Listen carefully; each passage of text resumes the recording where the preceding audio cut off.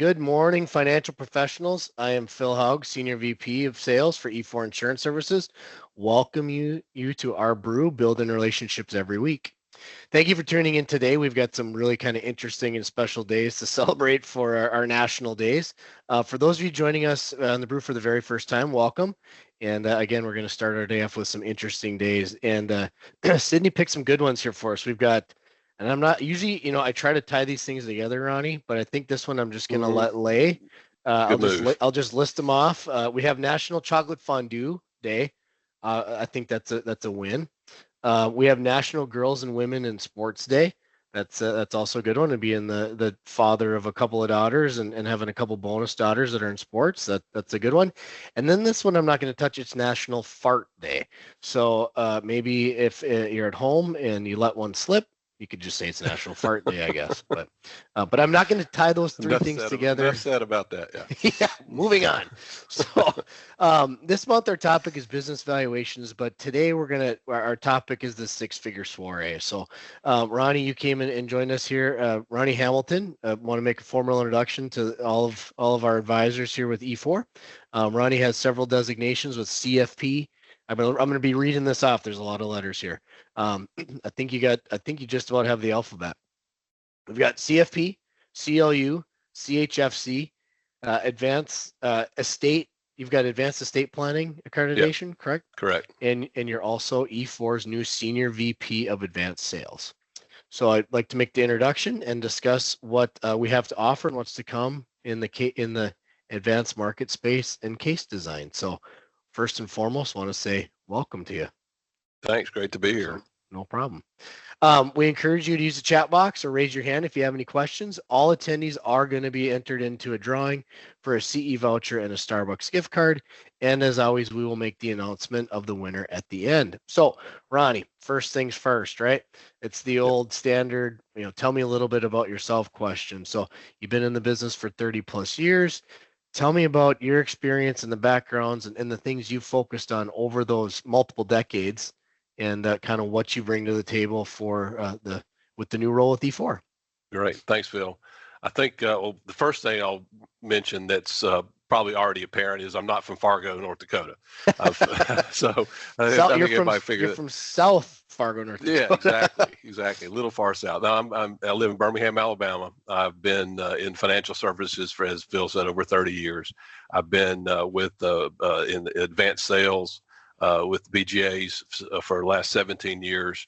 And it's been a great time, learned a lot, and have come across some very interesting cases. So that's kind of the background. I really enjoy working with advisors and their clients to help them out, find the right solutions, do the research, and find the right product and solution for the client. So that's really what I enjoy doing. Love working with guys who are trying to do the best thing for their clients. Yeah, for sure. Little full disclosure here. Ronnie and I were colleagues at a previous firm. So I have had the opportunity and a luxury of working with Ronnie for 3 years now, coming up on 3 years. So exactly. I've seen Ronnie in action. So I'm super excited to have your 30 years as part of our resources that we have for the advisors. So, you start to see patterns, right? You get, a few years ago, we had a lot of estate planning with the sunsetting coming up. We have that coming up again, right? Right.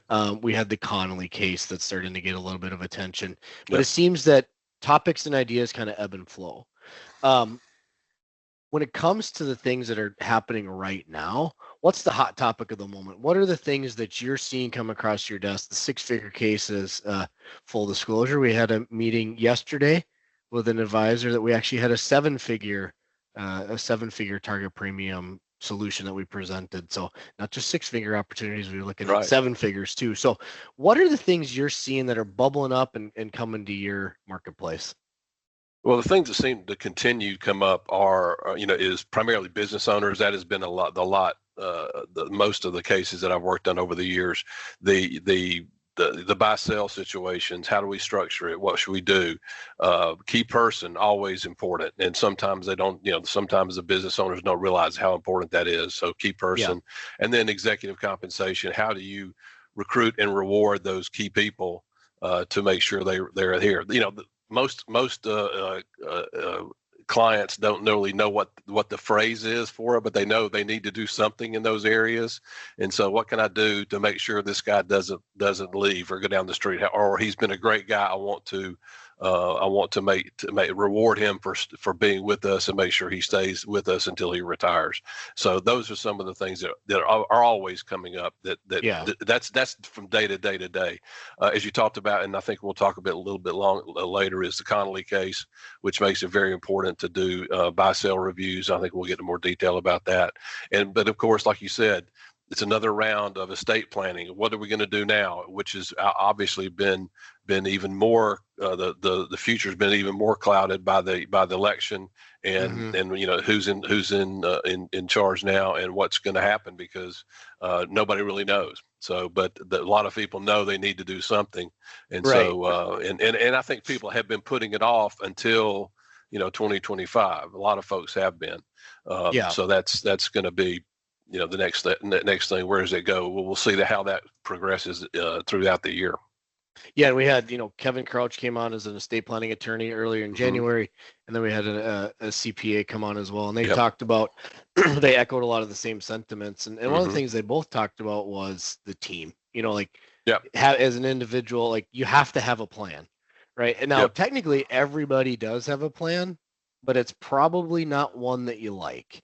And right. It's probably super expensive, right? And you talk about, I've seen the pyramid of charity, right? So people either want to be charitable to a nonprofit, they want to be charitable to their family, or they can be charitable to the government, right? And if we ask, the Treasury is they're happy to take your money, right? And there's a reason I use the middle finger as the IRS one, right? So, but the there are more opportunities now to have opening discussions and sitting down with a client and letting them know, with Secure Act, with key person, and one thing I want to mention too is, you mentioned the business owner, right? Yep. The business owner, the backbone of America's economy is the small business, right? No doubt. It's those key people coming in and out every day and making it work. And the one thing that I've seen a lot is the business owner comes in and says, you know what, I've worked with Ronnie for years, decades. I want to make sure he's taken care of. Yep. Or I've worked with Sydney for the last 20 years. I want to make sure that she's built this business. I want to build her future, right? They're a key person. And I've had those conversations hundreds of times. You've probably had them hundreds of times, thousands of times yourself. But what always interested me is the number one key person in that business is the business owner, and they never talk about themselves, right? And it's at certain points we have to take a step back and say, hey, Ronnie, if Sydney doesn't make it to work tomorrow, that's going to be painful. Yep. But ultimately it's recoverable. If you don't make it to work tomorrow, that's a much bigger problem. No doubt.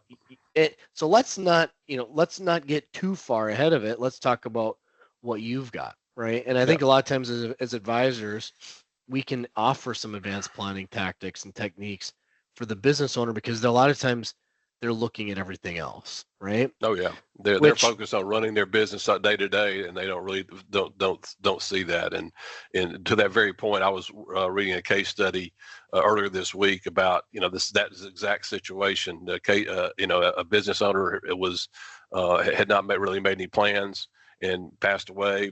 And like you said, the business really immediately, shuts down almost because he's not there. And so that if you had some key person insurance on that, then at least you have a little bit of cushion with that cash that can help keep the business alive, help the family stay solvent too for there. So exactly it's always it's you can the capital, if it's a business situation, there's cash to carry, right? The capital provides the opportunity for the business to stay functioning, continue to pay those key people, put food on the table for the family, and then it's the whole adage of, in North Dakota, we always talked about the auction sale never gets you the same price as the for sale sign. If I need to Yep. sell it tomorrow, I'm not going to get anywhere near as much as I'd get for it if I was patiently to wait for the market to come to it. So, Certainly. along the team concept, along these ideas, in your experience, when's you're available to work with the advisors and the RVPs? Sure. Yes. Where do you want to get folded into these conversations? Because ultimately we want to get a yes. We want to help these people and put together plans that alleviate a lot of pain. Where do you want to get integrated into it? Is it up front? Is it the fact finding? Like, where does Ronnie like to come in and be part of that team? Yeah, I think we've had over the years we had the most success on the very front end, even maybe before they've had their initial meeting with the client or the business owner. I can find we can talk about what do you know about the business? What do they do? What kind of business are they in? How many owners are there? What do they have? Do you know anything about them? What do you know about them? And also, how did you get the appointment? What started this process?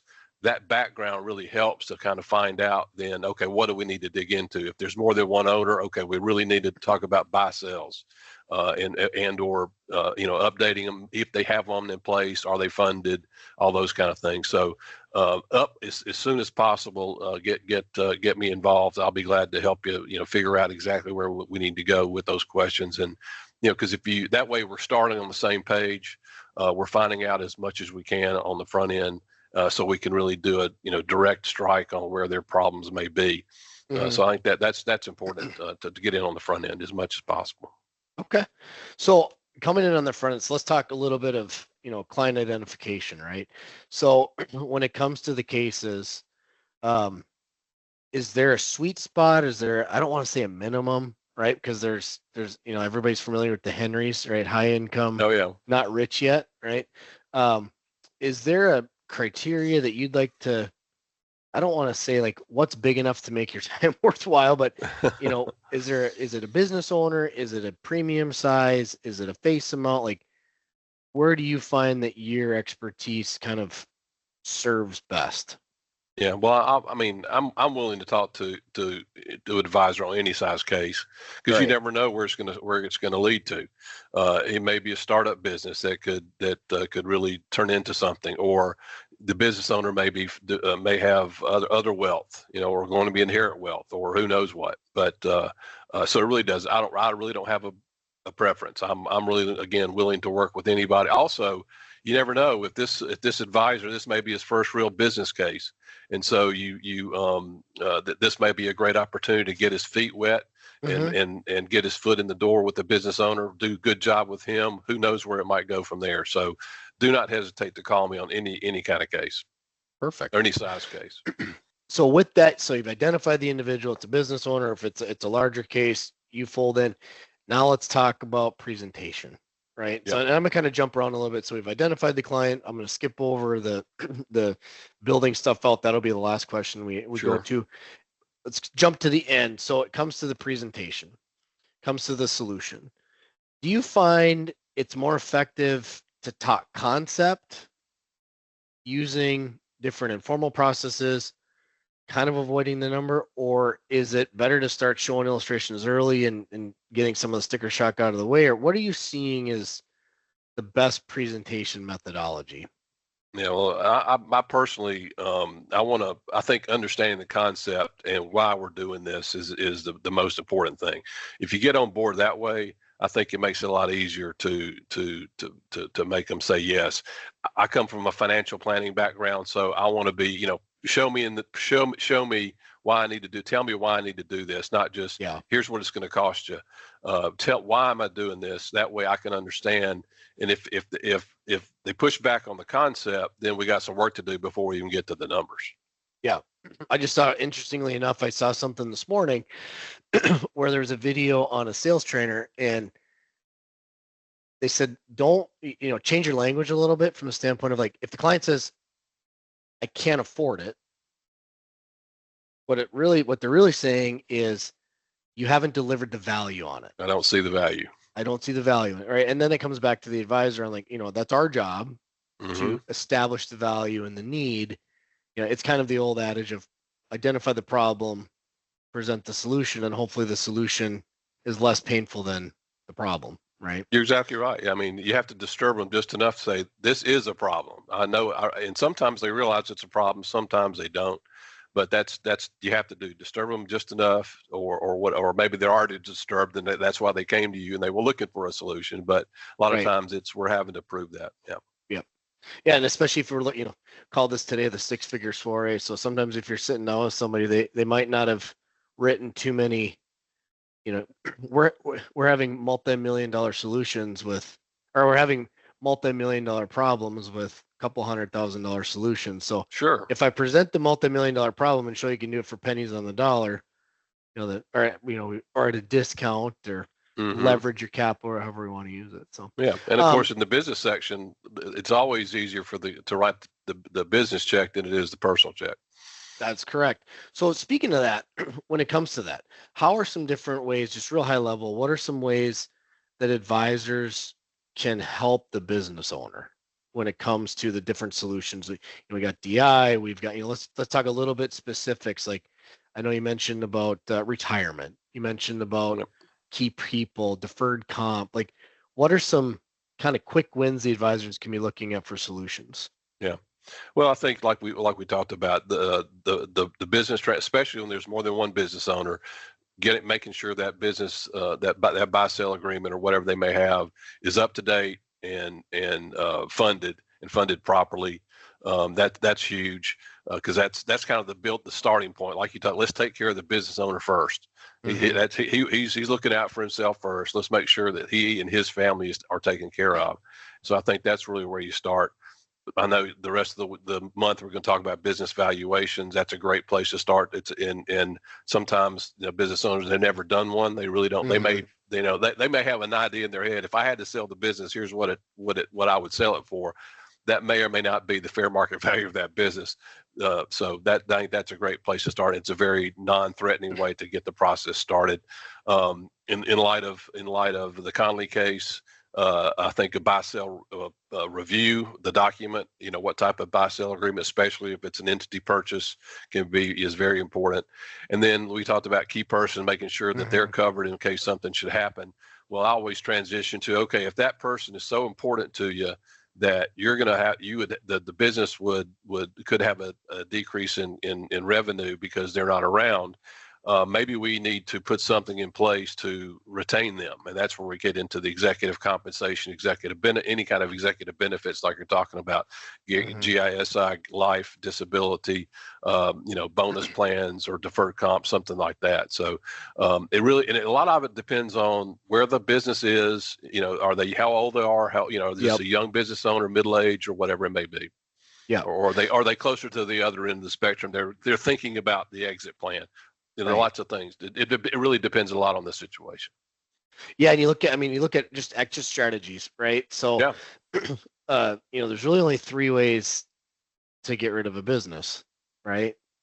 Either you die, which is that's nobody's one. Not favorite, not not the right? first one. Yeah, You sell it, right? Or you fold it, yeah. right? Those are really the only three ways you can dispose of it. And a lot of times, like, the business owner gets stuck in the day to day. They get stuck in running the business, and all of a sudden they get to an age where they go, "Oh shoot!" Right? And there's certain things that they maybe have to, replicate in order to make it sellable, right? But they Mm-hmm. don't want to walk away from it, and so again, planning is key. So one of the things that's kind of created some waves, I would even say a tsunami in the business world, is the Conley case. Yep. So I'll kind of wrap up today with some of the more in-depth questions. But when it comes to the Conley case, buy-sell agreements have been around since dinosaurs roamed the earth, right? A properly funded buy-sell, you can do that one of three ways. You can write a check, you can borrow the bank's money, or you can use life insurance. Most efficient and effective way to do it is insurance, right? Sure. Um, because if I'm paying cash, it's dollar for dollar. If I'm borrowing the bank, I'm paying $1.07, and if I'm using Mm-hmm. insurance, I paid like 60 cents, right? So, Yep. um, entity owned Connolly kind of re-dyed the fabric that we've all kind of moved forward with. So, talk to me about, if you've got an existing buy sell, you've got an existing agreement, what are some openers and what are some things that the Connolly case has opened our eyes up to give the advisors to go back and rediscuss those things? How can they surf the tsunami instead of get drowned in it? Yeah. Well, I think the biggest thing is, and it's always been a good opener is, do you have a buy-sell agreement in place and is it funded? When was it last reviewed? And by the way, have you had it reviewed since the Connolly case came out in 2024? Because what that did was the Supreme, well, all the courts up to the Supreme Court determined that the value of the life insurance proceeds, in the case one of the owners passed, should be included in the value of the business for estate tax purposes. It was a huge surprise for everybody. So, but not only so obviously any entity purchase buy sell agreement is really imperative to be funded. The other part is, however, is how many, even if it's not a entity purchase, again, is it up to date? Are the values up to date, and is it funded properly? Still a good question. Just like any kind of insurance, it's not a one-time deal. You got to go back and update it all along. Also reiterating the fact that you have to follow the rules of the buy-sell agreement to stay out of trouble. That's another big thing. Yeah. If you don't follow the rules, that was another part of the Connolly. They didn't follow the procedures laid out in the agreement, which really torpedoed everything. I was going to say that's kind of the one thing that I wanted to bring up on the Connolly case is we talk about the how do you fix it, right? Well, my question be, how do you make sure it's not broken, right? And one of the things when you go into the legal structure of things, they're going to ask some basic questions, and one of them is that they follow the rules, right? And if you didn't follow the rules, everything else after that doesn't matter. So like for business owners, there's a thing called piercing the corporate veil, right?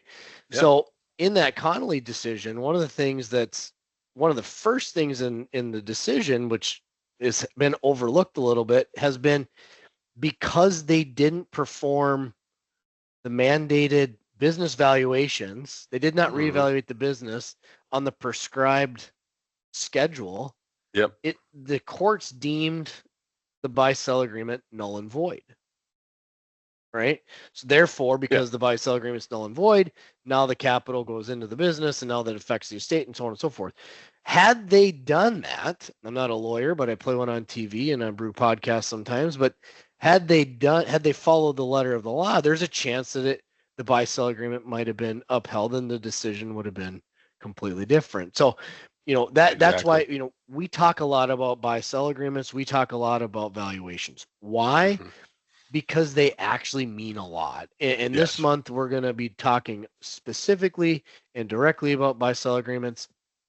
Next week, we have Corey Cox coming in from Principal. They've got a lot of opportunities and options available for analysis and business solutions that they offer. I want to say it's never free, but complimentary to producers.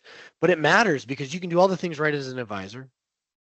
But if you don't follow the rules, if the client doesn't follow the rules, it kind of blows everything up. So. Exactly. But Ronnie, I do want to appreciate you taking time today and sharing your information with us and sharing your expertise. I'm excited to work with you again. We've already had some really cool opportunities that have come up. For those of you that want to review this brew and look at our entire library, you can go to e4.insurance, or for the old school, www.e4.insurance, like Bill likes to say. And we are going to give away our gift card. So Ronnie, pick a number between 1 and 26. 20. Let's go with 17. 17 is Dan Fleese's favorite number because Dan is the winner of the gift card and the CE voucher. So congratulations, Dan, and thank you for being part of our brew today. Like I said before, next week we're going to have a continued conversation around business valuations. Hopefully this week we kind of set up the scene with why that's important. And we've invited Corey Cox, senior business consultant for Principal, to come in and dive deeper into not only their valuation software and their tools, but also the resources that they have available to help identify and solve the problem. So I want to say thank you to everybody for participating in the brew today. I don't see any additional questions, and I will look forward to seeing all of you next week on the brew. So thank you.